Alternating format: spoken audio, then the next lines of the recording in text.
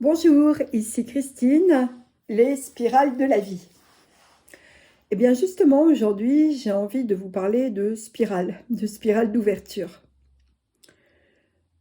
Je commencerai avec une phrase très connue, mais que j'ai envie d'explorer, c'est-à-dire le changement commence à l'intérieur de soi. Et cela va m'amener vers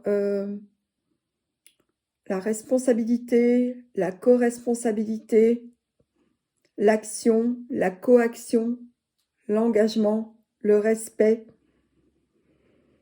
Voilà, j'ai envie d'aborder tous ces thèmes. Je ne sais pas trop de quelle façon, parce que je laisse toujours l'inspiration conduire mon enregistrement. Mais j'ai envie de vous parler de tout cela.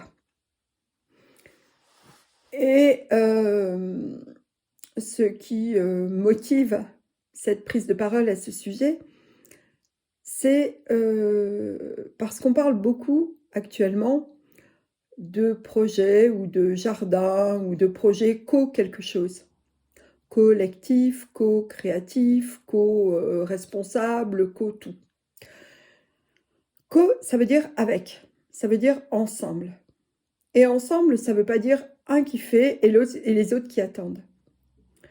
La raison pour laquelle je vous dis ça, c'est parce que j'ai su que dans le village d'à côté de chez moi, un jardin co quelque chose, alors je ne sais plus s'il est co-responsable, co-lectif, je ne sais pas quoi, a vu le jour.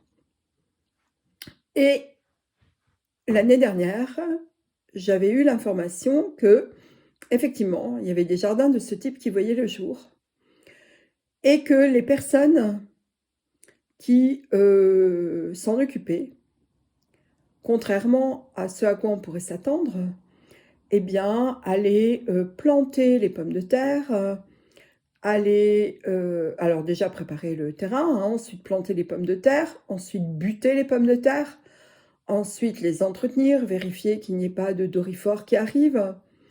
Et après, ces mêmes personnes allaient extraire les pommes de terre, c'est-à-dire les récolter, les faire sécher, et après, les gens venaient se servir. Eh bien, pour moi, il ne s'agit pas de co-création, pas du tout. Et c'est là-dessus que j'aimerais insister. C'est-à-dire que une personne qui ne fait pas sa part dans une œuvre collective, quelle que soit sa part, mais qui ne participe pas d'une manière ou d'une autre, n'a pas, de mon point de vue, alors c'est pas un droit, mais comment pourrais-je dire? Il ne serait pas juste, et là je ne veux pas parler de justice, mais de justesse, que cette personne puisse bénéficier des retombées ou des bénéfices de ce que quelqu'un d'autre a fait, alors que la personne n'a absolument pas mis les pieds dans ce jardin, ou n'a pas gratté la terre, ou n'a pas apporté de semences, ou n'a pas contribué de quelque façon que ce soit. J'ai l'image, quand je vous dis ça, d'un nid avec une nichée de petits oisillons qui ont tous le bec ouvert et qui attendent que leurs parents viennent leur mettre des petits vers directement dans le bec. Ça, c'est complètement OK quand on est un petit oisillon ou quand on est un bébé, un enfant, et qu'on n'est pas encore en capacité de contribuer au bien-être de chacun et de participer à une œuvre collective, quelle qu'elle soit. Or, à l'heure actuelle, je remarque que beaucoup de personnes aimeraient que ça, entre guillemets, change et attendent que tout leur tombe tout cuit dans le bec. Et ça ne se passera pas comme ça. Ce n'est pas comme ça que ça doit se passer. Chacun doit apporter sa contribution de quelque manière que ce soit, comme il le peut, comme il le souhaite, selon ses talents, selon ses compétences, doit contribuer à l'œuvre, avec un O majuscule. Et j'ai la claire sensation que c'est exactement ce que le monde est en train de proposer à l'heure actuelle. Notre monde est en profond changement. C'est un euphémisme. Tout s'effondre.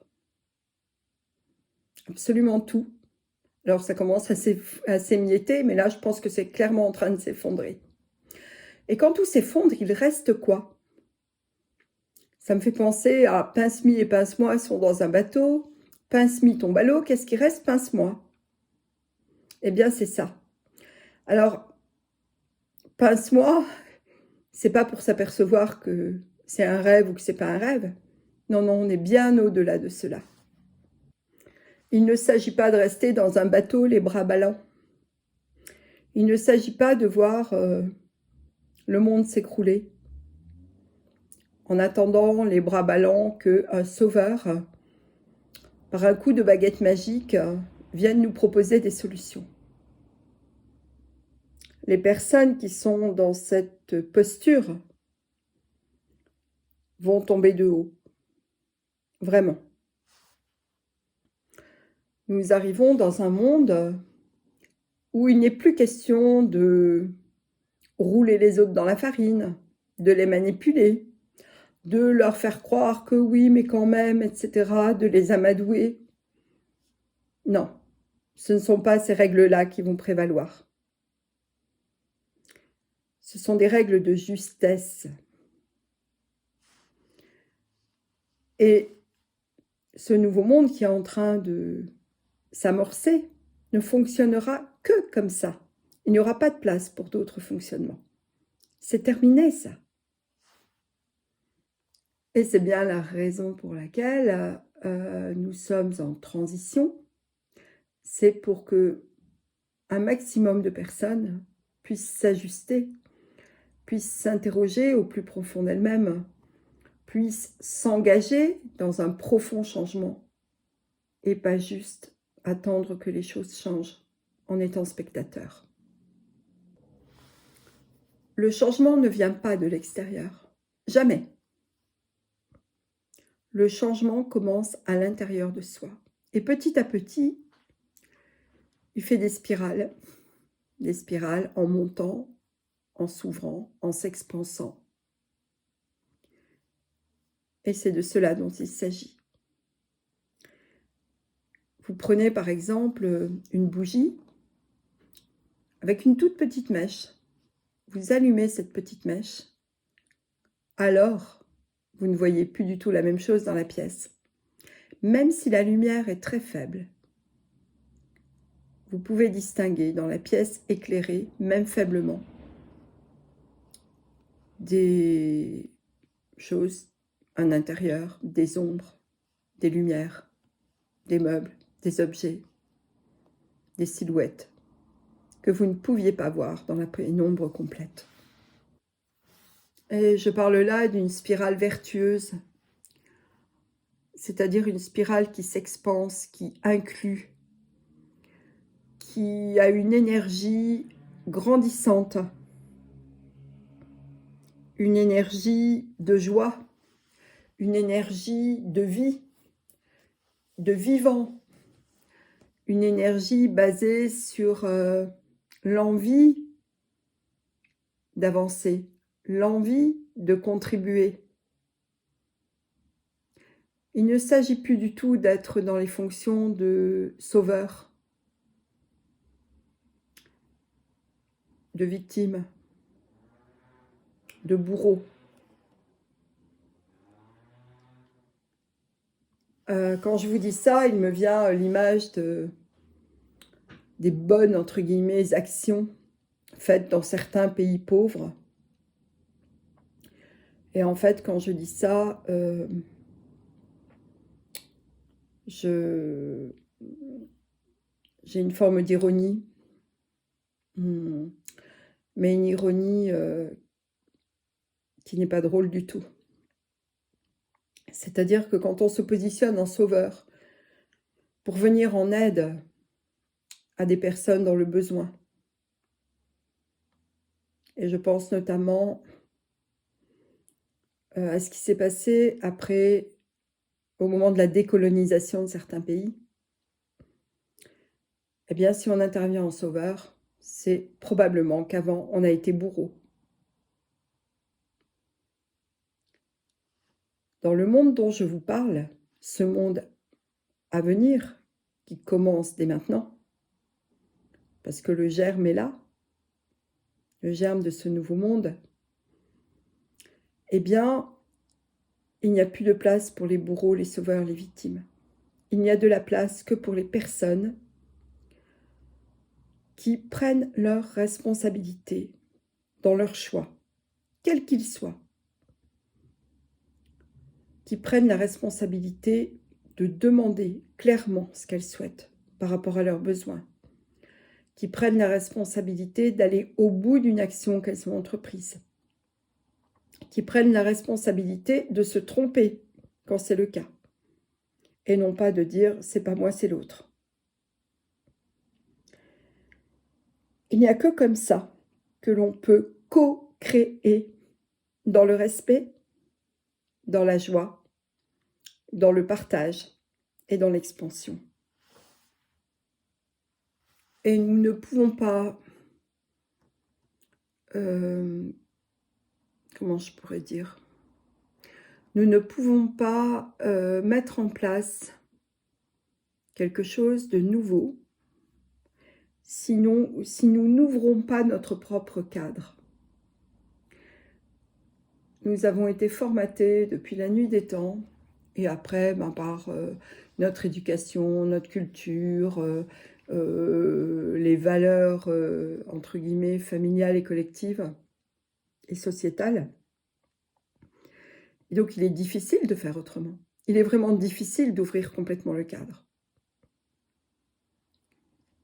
Et je me réfère souvent à l'aigle, quand j'ai envie de prendre un peu de hauteur et de voir les choses autrement. L'aigle vole très haut. Il fait des cercles, il fait des spirales. Il a une vue absolument impressionnante, puisque même en étant très très haut, il arrive à voir une petite souris dans un champ. Et en même temps, il voit tout le paysage. Donc il s'agit de ça. Nous sommes vraiment invités à devenir des aigles et à ne pas regarder uniquement avec nos œillères ou par le petit bout de la lorgnette. Parce que si c'est le cas, rien ne changera.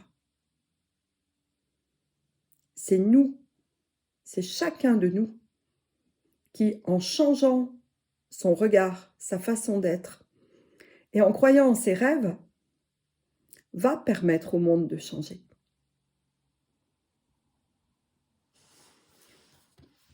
Voilà ce que j'avais envie de vous dire, parce que il est complètement illusoire de croire que nous pourrons nous sentir heureux dans un monde auquel nous n'avons pas participé. Il n'y aura pas de place pour nous.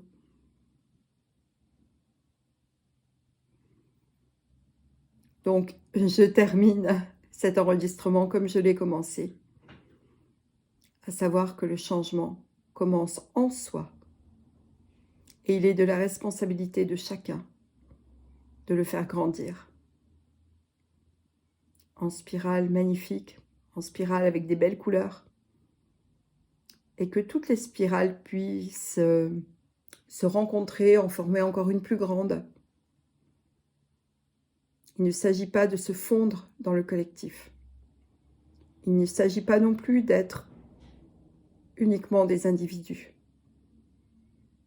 Il s'agit pour chacun et chacune de garder son essence, de garder son unicité et son uniqueté. Je ne sais pas si ça existe, ce mot, mais le fait qu'il soit unique, pour, à partir de là, co-créer, s'associer et mettre en place quelque chose de beaucoup plus grand, plus beau et qui s'espand, qui s'expand continuellement, ainsi que le fait l'univers.